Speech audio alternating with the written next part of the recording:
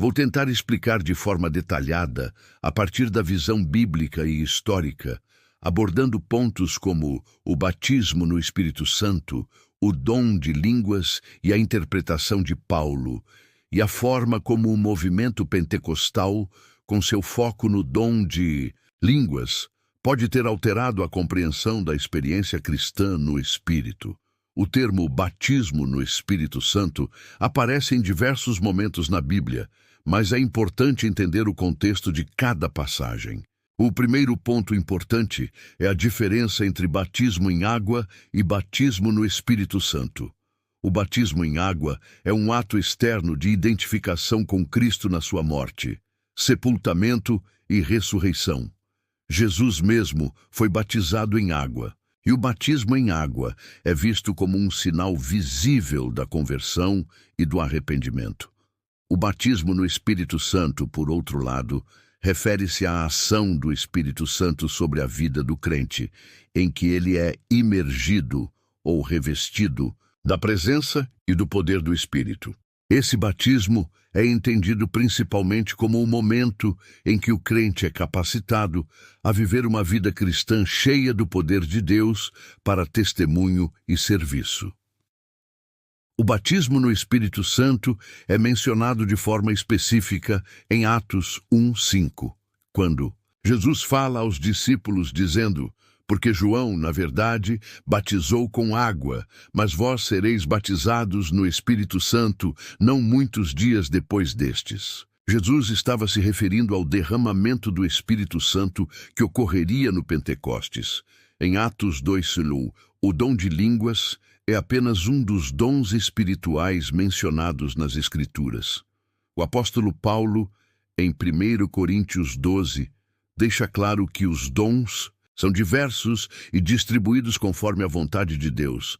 Ele lista vários dons: sabedoria, ciência, fé, curas, milagres, profecias, discernimento de espíritos, línguas e interpretação de línguas. Nenhum desses dons é considerado superior ao outro. O texto de 1 Coríntios 12, 29 e 30 deixa claro que nem todos têm o mesmo dom. São todos apóstolos, são todos profetas, são todos mestres, são todos trabalhadores de milagres, são todos doutores, falam todos em línguas, interpretam todos. O que isso indica é que, de acordo com Paulo, não é necessário que todos os cristãos falem em línguas para mostrar que foram batizados no Espírito. O falar em línguas não é uma evidência universal ou necessária do batismo no Espírito, e é apenas um dos muitos dons que o Espírito distribui à Igreja conforme sua vontade. O movimento pentecostal, que teve início no começo do século XX com o avivamento de Azusa Street, enfatiza a experiência do batismo no Espírito Santo, geralmente acompanhado de falar em línguas. Esse movimento interpreta a experiência de Atos 2 e outros relatos de batismo no Espírito, como em Atos 10 e 19, como sendo sinais de que uma pessoa recebeu uma experiência de plenitude do Espírito. O ensino pentecostal defende que o falar em línguas é uma evidência visível e uma manifestação do batismo no Espírito Santo. No entanto, a Bíblia nunca ensina explicitamente que todos os cristãos precisam falar em línguas como um sinal de que foram batizados no Espírito. A própria experiência de Paulo, que em 1 Coríntios 12:30 pergunta: falam todos em línguas? Sugere que o dom de línguas não é dado a todos os crentes. Em 1 Coríntios 14, Paulo dá instruções claras sobre o uso do dom de línguas dentro da congregação. Ele enfatiza que o falar em línguas deve ser acompanhado de interpretação para que a igreja seja edificada. 1 Coríntios 14, 5, 13. O dom de línguas, sem interpretação, não edifica a igreja, apenas o indivíduo. Por isso, Paulo mesmo recomenda que, se não houver intérprete, o crente fale consigo mesmo e com Deus, não perturbando a congregação. 1 Coríntios 14, 28. Dessa forma, A ideia de que todos devem falar em línguas, como ocorre em muitas comunidades pentecostais, pode ser vista como uma interpretação que vai além do que Paulo ensinou. O apóstolo ensina que o propósito dos dons espirituais é edificar a igreja e não exibir um sinal de superioridade ou uma experiência particular. Em Gálatas 3:27, Paulo diz: porque todos quantos fostes batizados em Cristo, já vos revestistes de Cristo. Isso refere-se ao batismo em água, que é a identificação pública com a morte, sepultamento e ressurreição de Cristo. O batismo em Cristo é a marca de um crente que foi salvo pela fé. E é através dessa identificação que ele se torna parte do corpo de Cristo. O batismo no Espírito Santo não é a evidência de que alguém está mais perto de Deus ou mais santificado, mas sim o fortalecimento espiritual para viver a vida cristã. O cristão pode ser batizado em Cristo e viver no poder do Espírito, sem necessariamente falar em línguas. A Bíblia não faz do falar em línguas um requisito para a salvação ou um sinal do batismo em Cristo. Em várias passagens, Paulo deixa claro que nem todos têm o dom de línguas e que os dons são distribuídos conforme a vontade do Espírito Santo. 1 Coríntios 12.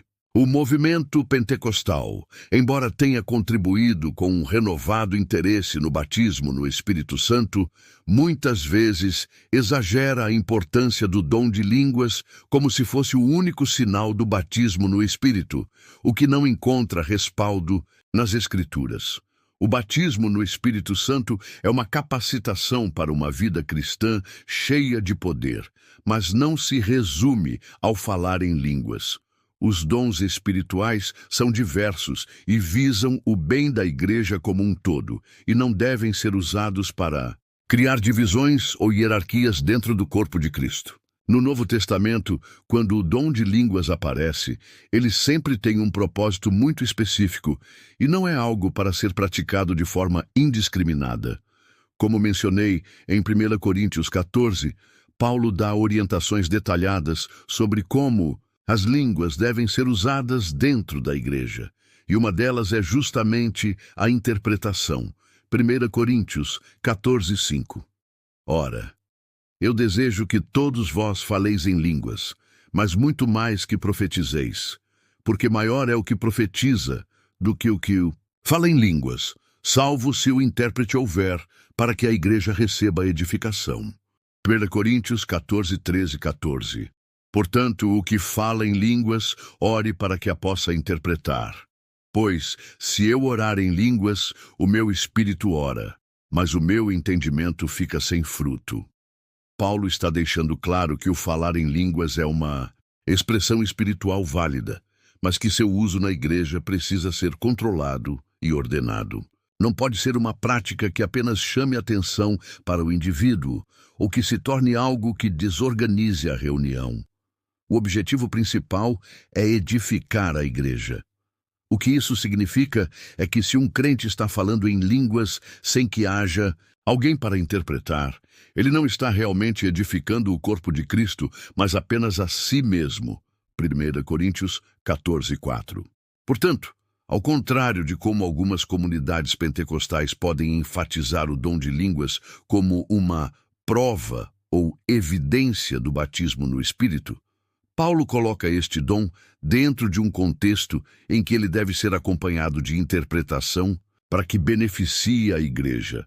Paulo deixa claro que a distribuição dos dons espirituais no corpo de Cristo é feita pelo Espírito de maneira diversa e soberana. Isso significa que não podemos tratar um dom como mais importante que outro, nem exigir que todos possuam o mesmo dom. 1 Coríntios 12:4-7. Há diversidade de dons, mas o Espírito é o mesmo. E há diversidade de ministérios, mas o Senhor é o mesmo. E há diversidade de operações, mas é o mesmo Deus que opera tudo em todos. Mas a manifestação do Espírito é dada a cada um para o que for útil. Ou seja, os dons espirituais têm como objetivo edificar a igreja e cumprir o propósito de Deus. Não é o dom em si que torna alguém mais espiritual ou mais apto, mas sim o uso desses dons para o bem comum. Isso reflete a ideia de que todos os membros do corpo de Cristo são importantes, e os dons que recebem são para o benefício do corpo. Em outras palavras, o fato de uma pessoa não falar em línguas ou não ter um dom específico, como o dom de cura, de profecia, etc., não significa que ela tenha menos valor ou seja menos espiritual. O Espírito distribui os dons conforme quer para que haja unidade e edificação no corpo de Cristo.